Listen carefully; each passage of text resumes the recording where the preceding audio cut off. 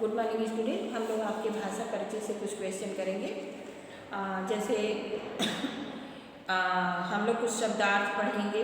सुरभि, सुरभि का मतलब होता है सुगंध। उपवन, उपवन का मतलब बगीचा।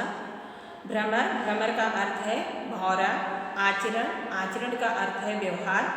तीव्र का तेज। विघ्न का अर्थ होगा रुकावट। बेदम का बेजान। उदास का अर्थ होगा सुस्त। महिमा का महत्व।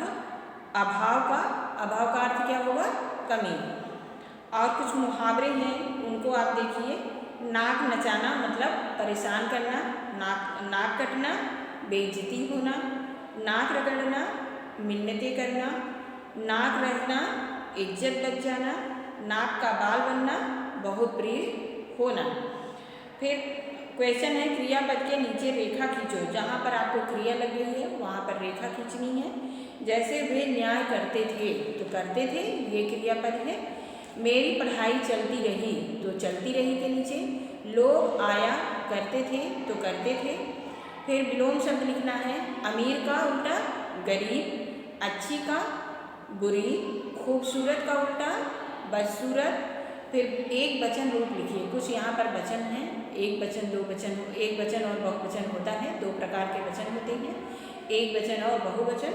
तो यहाँ पर बकरियाँ हैं, एक से ज़्यादा की बात हो रही है इसलिए बहुवचन है। तो बकरियाँ का आपको एक वचन लिखना है बकरी।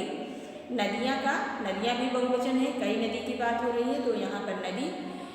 नए शब्द बनाओ। जैसे आधा द और ध है तो युद्ध लिख सकते हैं, मध्य लिख सकते हैं, शुद्ध लिख सकते हैं, शुद्ध लिख सकते हैं और युद्ध लिख सकते हैं।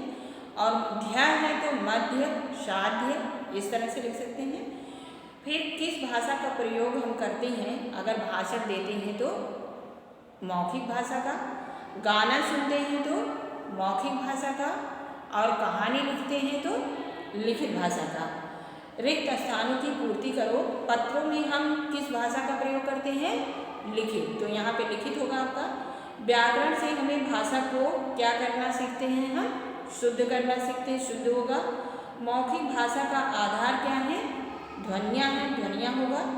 वर्णों के निश्चित क्रमबद्ध समूह को कहते हैं क्या वर्णमाला। राम के राज्य में प्रजा का हुआ क्या उत्कर्ष, यहाँ पे उत्कर्ष होगा। और सही विकल्प पर सही का चिन्ह लगाना है आपको। ध्वनि जब चिन्ह के रूप में लिखी जाती है तो उसे क्या कहते हैं वर्ण कहते हैं। व्यंजन वर्णों के साथ स्वर मिलकर क्या कहलाते हैं मात्रा।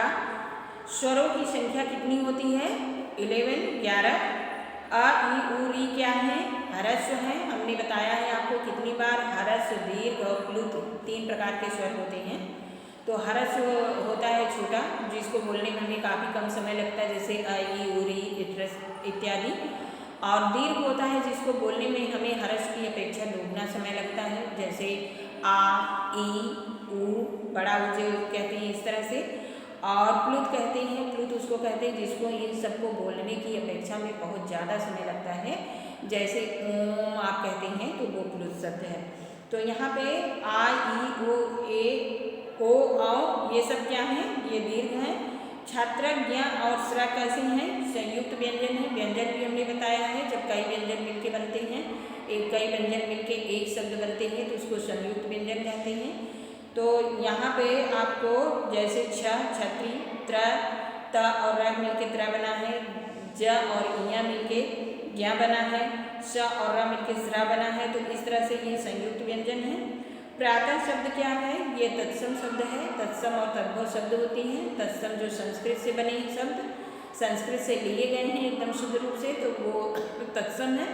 और जो बोलते बोलते हमारे व्यवहार में आते आते बाद में उनका रूप बिगड़ जाता है संस्कृत से लिए गए शब्दों से, तो उनको तद्भव कहते हैं। तो यहाँ पे प्रातः जो है ये शुद्ध संस्कृत शब्द है इसलिए ये तत्सम शब्द है। जूता शब्द कौन सा है ये देशज शब्द है। और आगे हम लोग बाद में रिवीजन करेंगे।